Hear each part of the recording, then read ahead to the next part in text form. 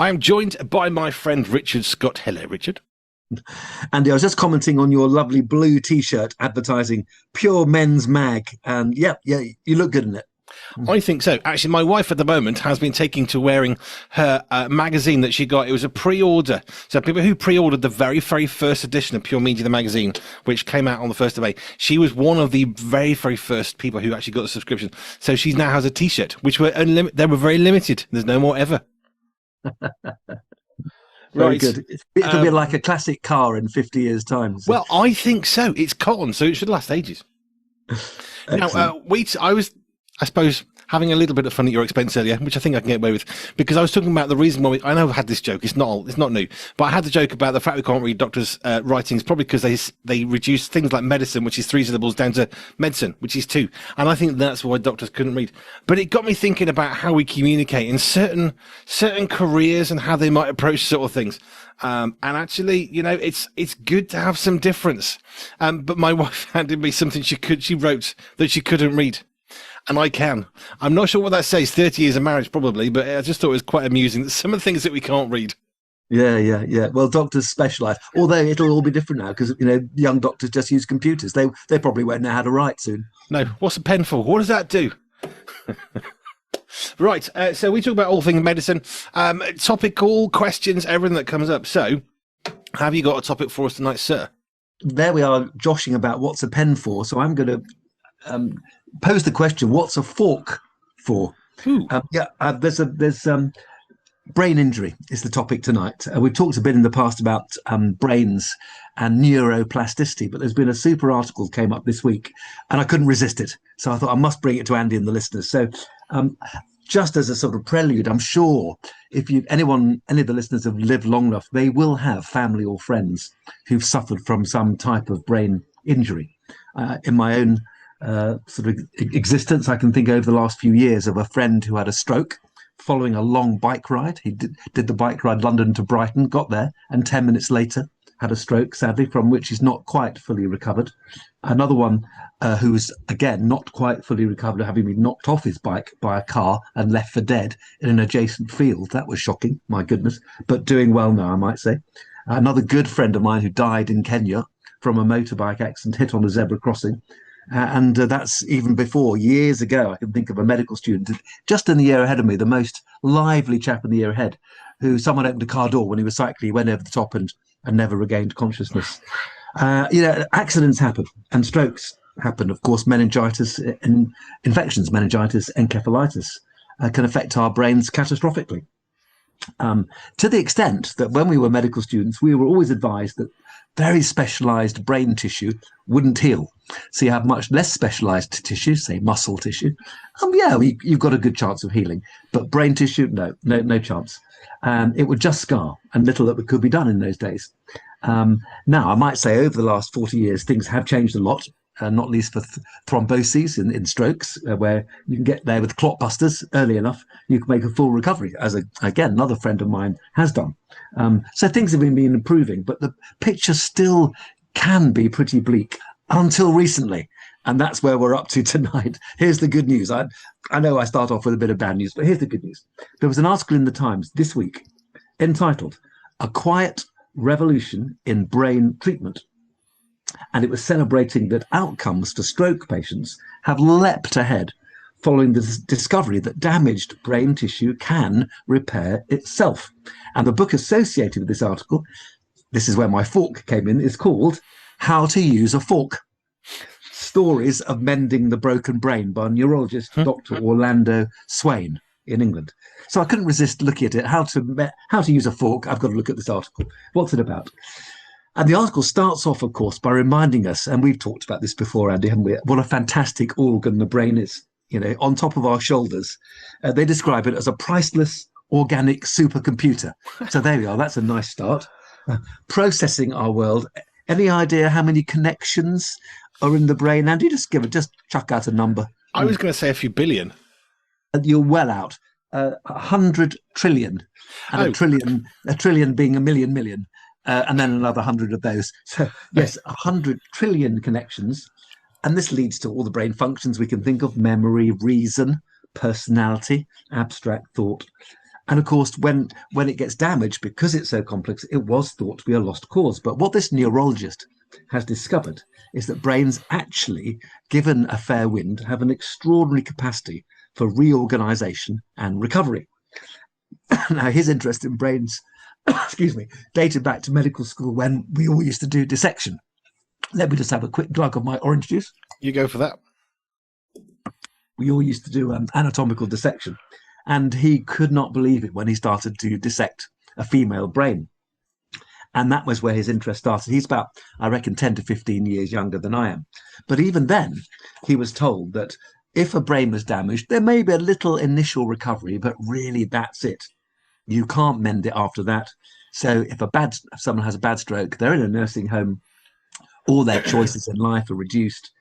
And in fact, just give them an easy time, TLC, tender loving care, and shield them from too much stimulation or activity. That was the thinking in those days.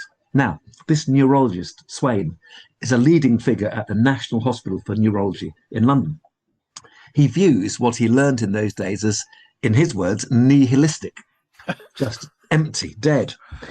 Because over the last 20 years, there's been a quiet revolution in the concept of neuroplasticity, which is the subtle process by which surviving brain tissue, so those brain cells, the neurons that haven't been knocked off by the trauma, whatever it was, surviving brain tissue can, over time, forge new connections and networks.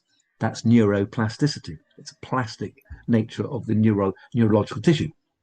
How, of course, is the big question. Well, it's hard work. With repetitive stimulation, this will enable new pathways to form. So stimulation done repetitively, and the brain will be trained like you can train a muscle to work harder. And these new pathways will mean new synapses, which are the connections between the brain cells or the neurons.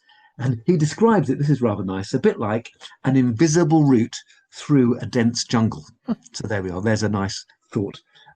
He even thinks it's like a neuroscientific thriller. Watching the science unfold, it's startling and it's beautiful. So the book, How to Use a Fork, is full of hope, optimism, but also indignation about the lack of resources, but overall about his life devoted to helping damaged brains, especially with stroke patients. I didn't know actually, but strokes are overall the largest single cause of disability in adults worldwide. I don't know what I would have put it down to. I'm not sure I would have put it down to strokes necessarily, but there we are. I think it might have been trauma or infections, but strokes are the largest cause of disability in adults worldwide. In the UK alone, it costs billions. They cost billions a year in healthcare, long-term dependency and loss of economic activity. So what's needed? Intense intervention from specialists in music, this is nice, speech therapy, exercise, occupational therapy, intensely done, repetitively done, and it drives recovery. Every day, this guy Swain, and this is the encouragement for any of the listeners out there, every day he witnesses patients recovering lost speech, improving memory or concentration, finding new movement in weak limbs, which of course all translates into independence and improved quality of life. Now he says, if rehabilitation were medication, we'd all be buying shares in the company. I thought that was rather nice, especially for head injuries, of which there are 200,000 a year head injuries admitted to UK hospitals, mainly in young, risk-taking men.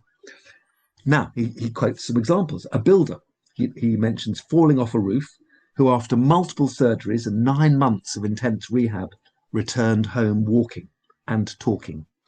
Or a cyclist, I mentioned cyclists earlier, cyclist hit by a van. When he arrived on the ward, he'd been unconscious more than 1 year. Can you imagine it? And they didn't give up on him. 4 years of intensive therapy, after which he could speak and interact with his family.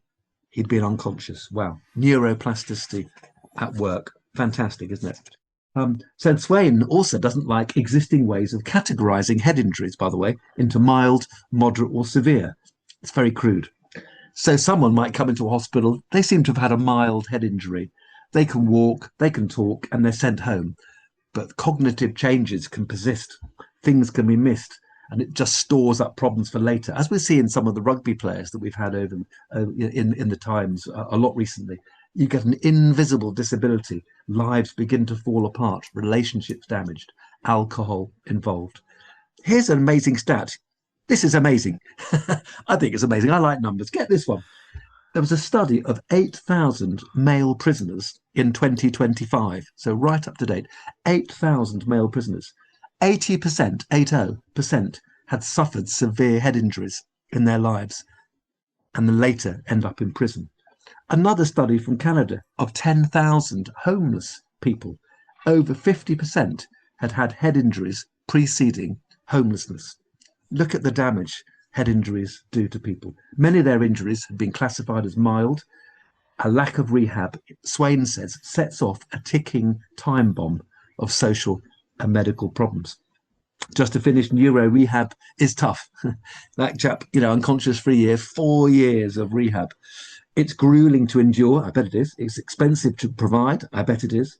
But Swain says he's humbled by the life force within people and families that drives them to fight back after catastrophe. Now, his book's got plenty of science in it. I haven't read it. I've just read a review.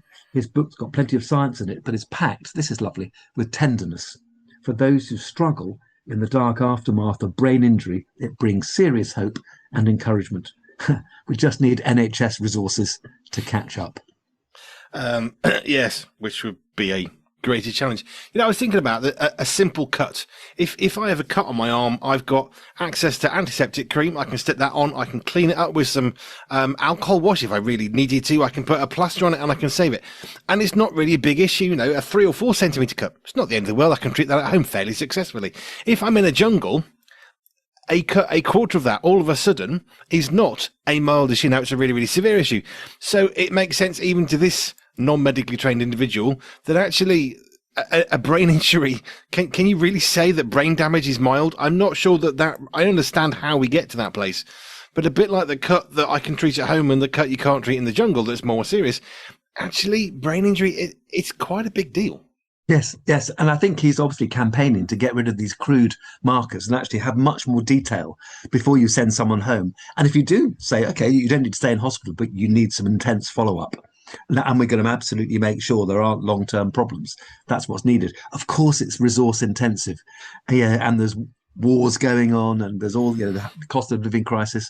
No one says it's easy, but of course, like anybody else, he wants money to come into his field. And what is more important than the brain? Well, some might say the heart, because if your heart doesn't work, then your brain has got no chance. But, alongside the heart, the brain is enormously important. And I think with the rugby injuries and even some of the football injuries from repetitive heading that we're seeing, it's an invisible, slow ticking time bomb, as he describes. We need to do better with head injuries. I would agree. I don't know much about head injuries. I've never really had much of one. I banged my head a few times maybe in the past, not really thought much of it. But I don't do well stubbing my toe. That one for me is one of those things that I'm out for an hour. I'm just in a bad place because we're all going to have a different tolerance. My wife walks into a door. It's much worse than me walking into a door. Sorry if I do it. It's just one of those things. There are other things that I'm better at than she is. And so that's just two people and we can deal with stuff differently.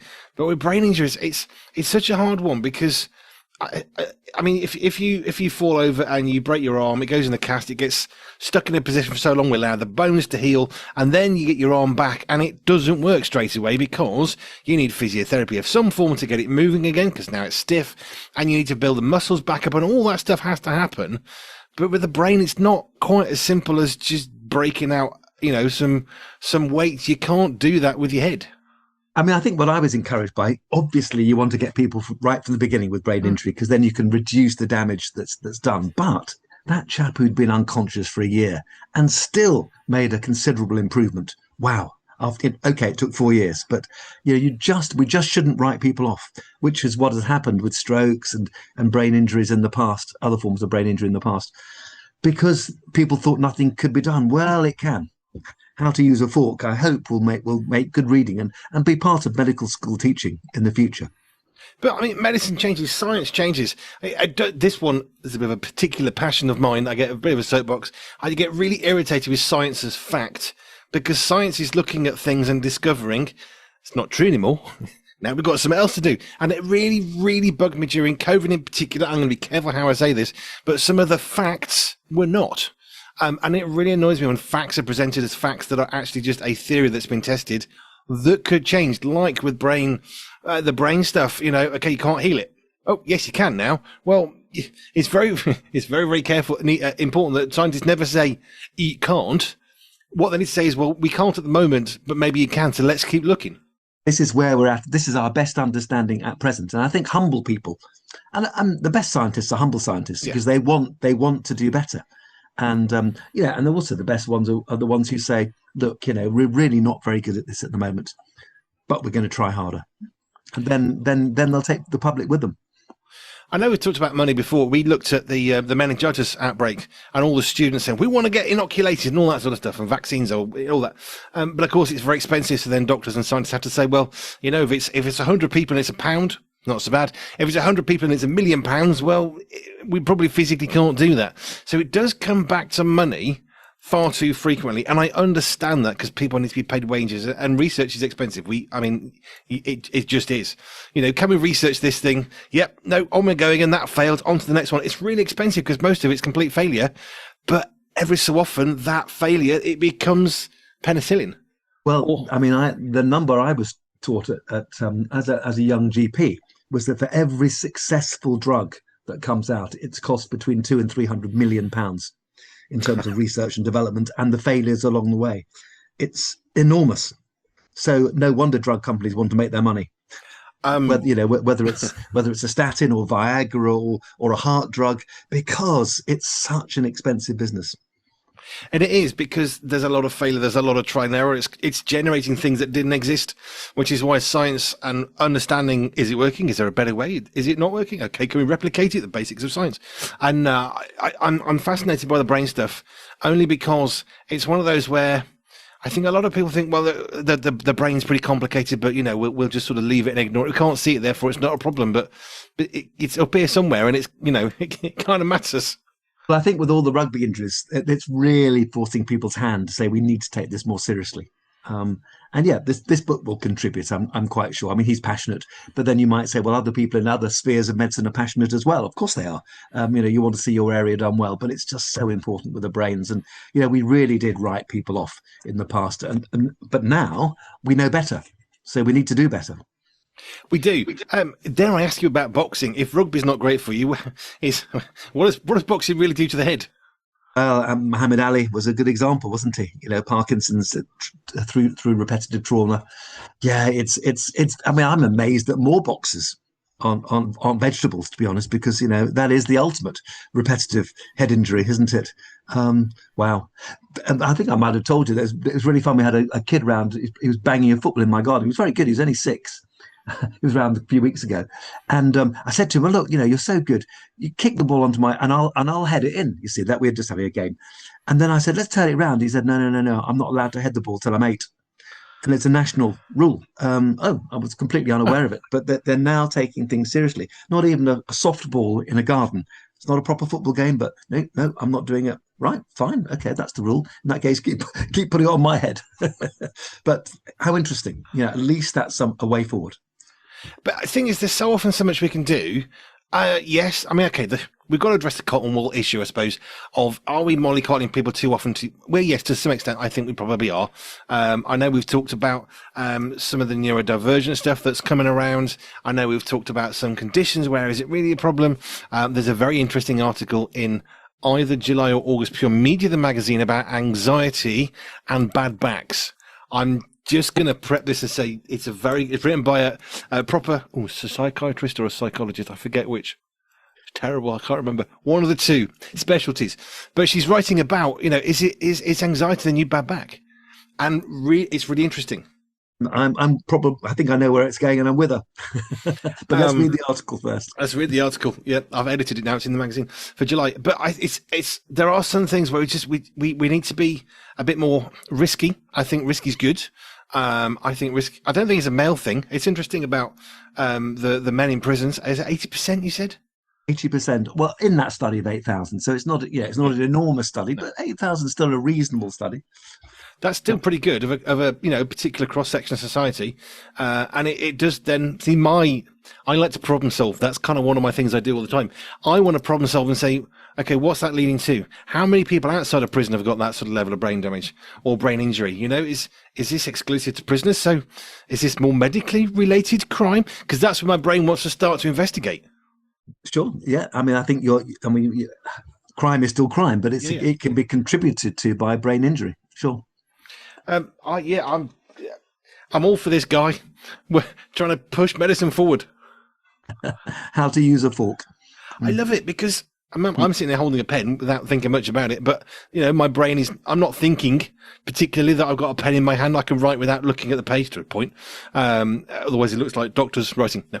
But we can do certain things which we're quite clever at. But I think I've shared this before. I'm going to bring it back again because do you remember Body Matters on the BBC years and years ago? And they were looking at the capacity of the brain. And I know I'm going to get this wrong, but something like 10 to 15% is how much of our brain capacity the ordinary person use. You're talking about a trillion plus. I mean, it's monopoly money, isn't it? Let's be honest. Number of connections.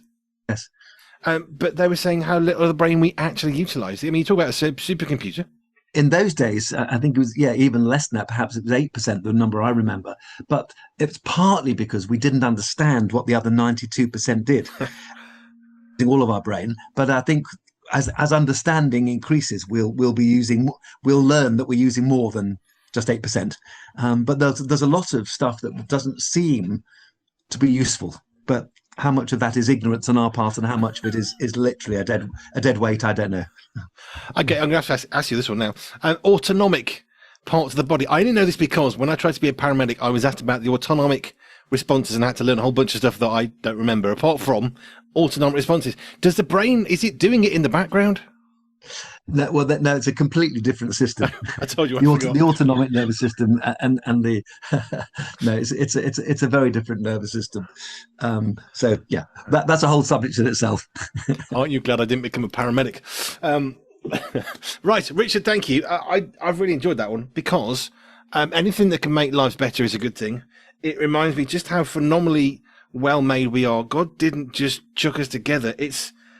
You can be unconscious for a year, and then with some intensive work, you can do meaningful stuff again. Yeah, and I think this program is about hope. Yes, there's some bad stuff along the way. Well, the reason you need hope is because life can be tough, and Christianity is about hope on the background of mankind turning away from God. And hope has got to be there. And when there is hope, whether it's medical, physical, psychological, spiritual, it's worth celebrating, isn't it? Mm.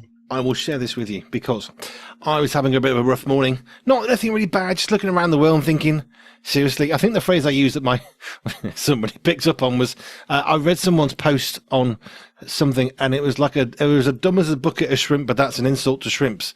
Because some of the stuff I'm seeing, that one. There you go. It's an Andy B special for you.